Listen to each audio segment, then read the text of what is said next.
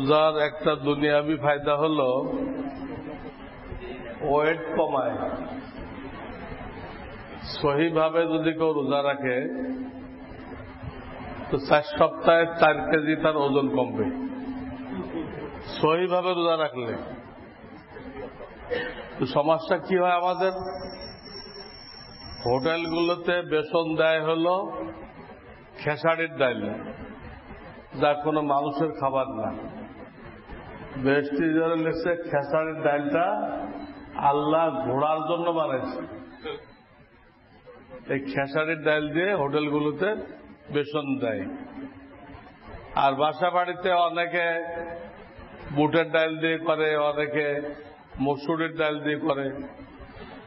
তো মসুরের ডাল দিয়ে করা ভালো ওই বেসনটা, কারণ যদি আপনি বুটের ডাল দিয়ে করেন তো বুটের ডালের যদি বেসন খাওয়া হয় প্রতি সপ্তাহে 1 কেজি ওজন বাড়ে। রোজাতে 1 কেজি কমায় আর বুটের ডালে 1 কেজি বাড়ায়, তাহলে আর কি হবে? তাহলে রোজার ফজিলত পাওয়া যাবে না।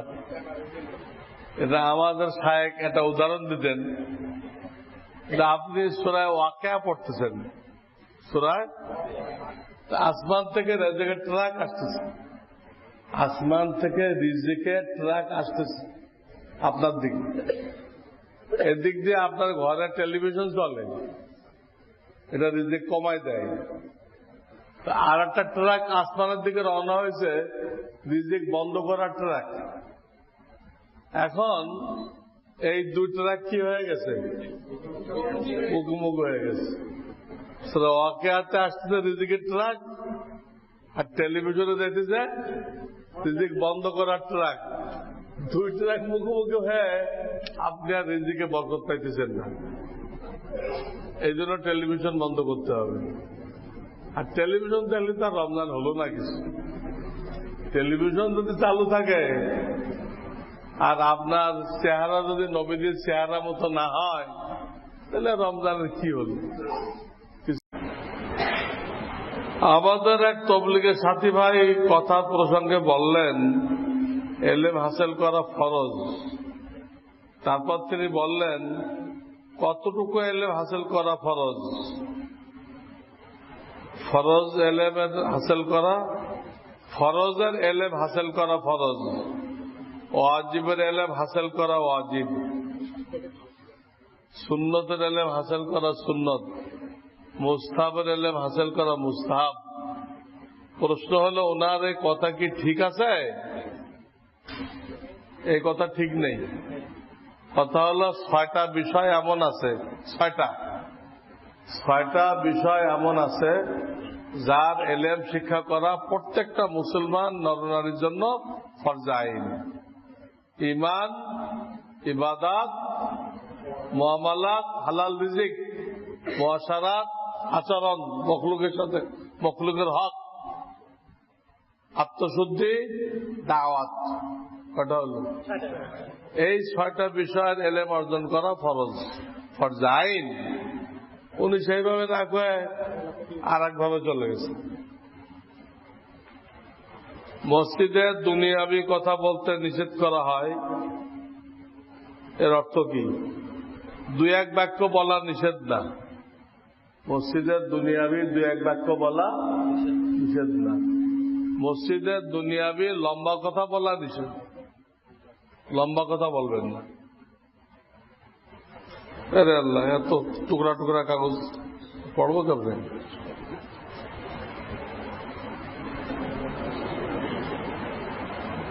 বাসার এক জায়গায় হঠাৎ শিকার পায়খানা চোখে পড়েছে। মনে প্রতিদিনই ফ্লোরের ওই জায়গায় ওই কাজ সারে, কিন্তু এতদিন তো ভেজা পায় ওই নাপাক ধীরে ধীরে সারা বাড়িতে ছড়িয়ে গেছে। ঘর মোছার সময় খেয়াল করা হয়নি। আর ঘর তো একবার মোছা হয়, 3 বার নয়। তবে ঘরটরগুলো যদি শুকায় যায় আর নাপাক না দেখা যায় তখন শরীয়তে পাক ধরা হয়। ঘর, তাই পাকা ঘর হোক কাঁচা ঘর হোক, যে শুকায় যায় আর না দেখা যায়, তাহলে কি হয়? তাহলে আপনাকে শরীয়ত এত জটিল করার দরকার নেই, বেশি কঠিন করে ফেলছে। আমার শরীরে অনেক ব্যথা,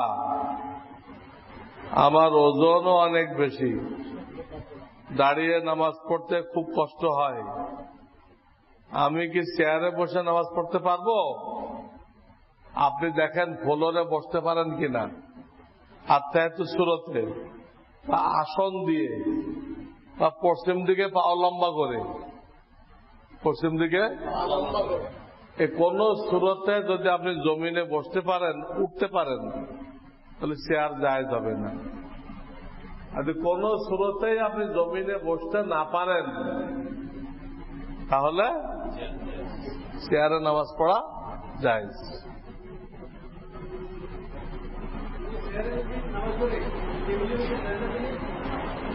কোন টেবিল দরকার নেই, ইশারা করে। এবং চেয়ারে যারা নামাজ জায়েজ হয়ে গেছে, তারা পুরা নামাজ বসে পড়বে, কিছু দাঁড়ায় কিছু বসায় এটা করবে না। যাদের জন্য চেয়ার জায়েজ হয়ে গেছে, তাদের বসা ফরজ থাকে না, তারা পুরা নামাজ কেমনে পড়বে? বসে পড়বে।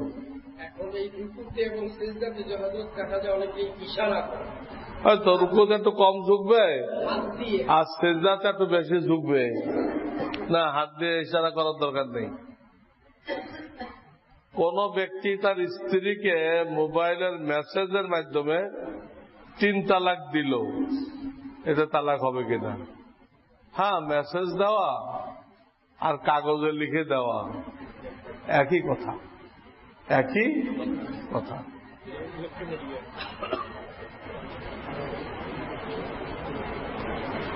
কয় জায়গায় মিথ্যা কথা বলা যায়? একদম মিথ্যা তো বলবে না, ঘুরাই বলবে। একটা হলো স্ত্রীর প্রতি মহাব্বত প্রকাশ করার জন্য, স্ত্রীর প্রতি মহাব্বত প্রকাশ করতে হয়, তা না হলে সংসার টেকে না। আপনার মহাব্বত কম বেশি যা থাকে প্রকাশ করবেন অনেক, বুঝছেন তো? আর যত গালি দেয় আপনি দিবেন চুমা, যত গালি দেবে একটা চুমা পাইবে। ওদেরকে দাড়ি দেওয়া হয় নাই কেন? আল্লাহ মহিলাদের দাড়ি দিতে পারত না কেন? চুমা দেওয়ার জন্যই তো। আপনি কয়টা দেন? তো এই জন্য তাদের মহাব্বত প্রকাশের ক্ষেত্রে বানাওয়াট কথা বলা যায়। কাপড় কিনলেন 1000 টাকা দিয়ে, কইলেন 3000 টাকা, তা কিন্তু আমি বলি নাই।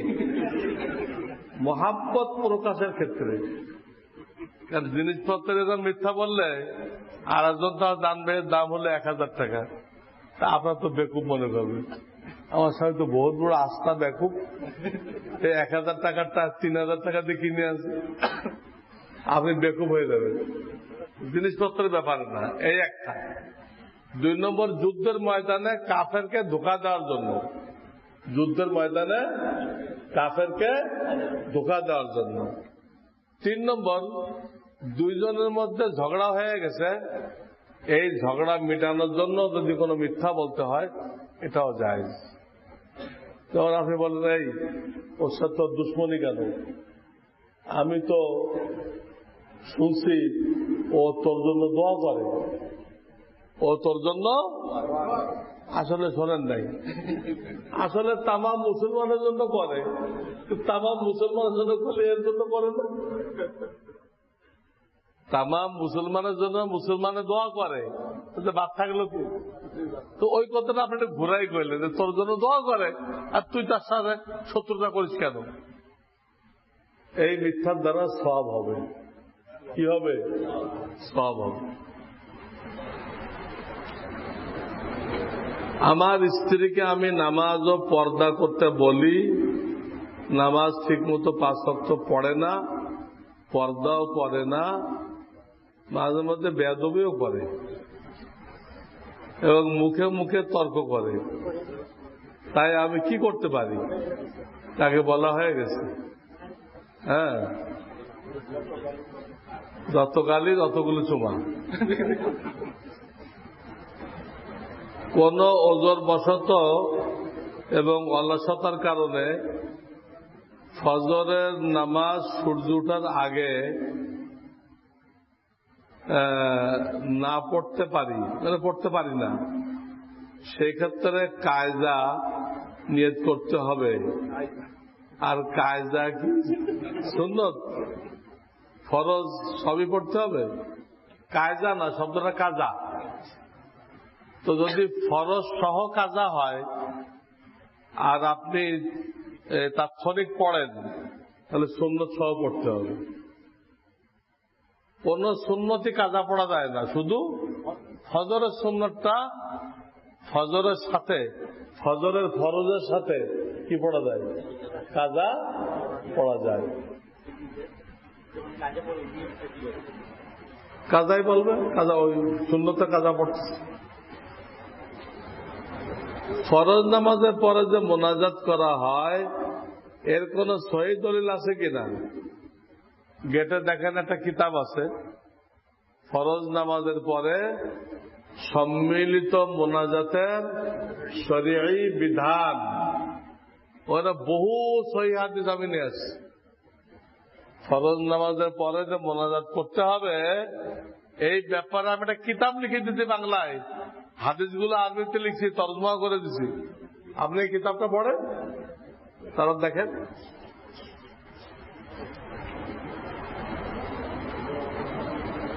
আপনি বলেছেন ফজরের জামাত চলাকালীন জামাতের কাতারের ভিতরে ফজরের সুন্নত নামাজ পড়া মাকরুহ। ফজরের সাথে খাস না, যে কোনো অক্তে যে পর্যন্ত জামাত হইতেছে ওর মধ্যে আপনি কি পড়তে পারবেন না, সুন্নত বাইরে পড়ে আসতে হবে।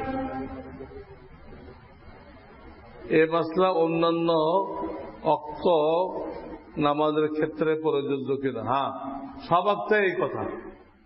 জামাতের কাতারের মধ্যে আপনি কি করতে পারবেন না, জামাতের কাতারের মধ্যে আপনি সুন্নত পড়তে পারবেন না।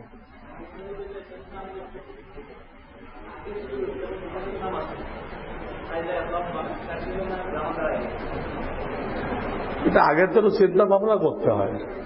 আমি যেন দাঁড়ালাম জামাত চলে আসবে কিনা, একটু চিন্তা ভাবনা করলে সমস্যা হয় না। চিন্তা ভাবনা করে দাঁড়াইলে আর সমস্যা হয় না, সাইটেও মাকরুহ। তারপর সমস্যা হয়ে গেলে আপনি যতদূর সম্ভব নামাজকে শর্ট করবেন, নামাজকে সংক্ষেপ করবেন। বর্তমান সমাজে, সমাজ ব্যবস্থায় শতকরা ৮০% নারী বেয়াদব। এরা কোনো কথা শুনতে বা বুঝতে চায় না। এটা ব্রিটিশ সিলেবাসের বৈশিষ্ট্য। বর্তমান সমাজ ব্যবস্থায় শতকরা ৮০% নারী বেয়াদব। কিসের সাইড এফেক্ট বুঝেন কিছু? এটা কোথেকে আসছে? মহিলাদেরকে যত বেশি দুনিয়ার লাইন পড়াইবেন তত বেশি বেয়াদব হবে, এবং আপনি বাপ, আপনার কথা মানবে না। এক ছেলের সাথে চলে যাবে, রাখালের সাথে চলে যাবে, যে কোর্ট ম্যারেজ করবে। আপনি যদি কোর্টে বলেন যে আমি তোর বাবা, তুই কেমনে আইলি, তো পরিষ্কার অস্বীকার করবে, তুমি আমার বাবা না। তুমি কি, তুমি কে, তোমাকে আমি চিনি না, একদম অস্বীকার করবে। আপনি সব বেসিক্যালি মেয়েরে পড়াইলেন, এই মেয়ে কোর্টের মধ্যে আপনাকে খোদার কসম অস্বীকার করবে। এই পার্কের মধ্যে এক মেয়ে তার বাপকে থাপ্পড় মারছে, জানেন কিছু? পার্কের মধ্যে এক মেয়ে তার বয়ফ্রেন্ডের সাথে গল্প করতেছিল, ঘটনা করবে, ওইখান থেকে তার বাপ দেখতেছিল। বাপ দেখতে লাগলে আমার মেয়ে, পরে ধমক দেখ, তুই এখানে কি করেছ? পরে মেয়েটা উঠে আসে, রীতিমতো বাপকে থাপ্পড় মারছে। তুমি কে, তুমি এখানে করতে আসছো? যাও, তুমি আমার বাপ না। ইংরেজি শিখাবেন, আপনাকে বাপ বলেও পরিচয় দেবে না। আপনি এই বিপদ কিনতেছেন। যারা ইংরেজি শিখাইতেছেন প্রত্যেকেই বিপদের জন্য তৈরি থাকেন। পরে যখন ঘটবে তখন আমাকে বলবেন, হুজুর আপনি যা কইছিলেন একদম 16 আনা। আমি বেঁচে থাকি আমাকে রিপোর্ট করবেন, এটাই হবে। এটাই ব্রিটিশ সিলেবাসের বৈশিষ্ট্য। হ্যাঁ, আর তো আছে। মৌলিক দায়ী কোনটা? মৌলিক দায়ী হলো স্কুল কলেজের সিলেবাস।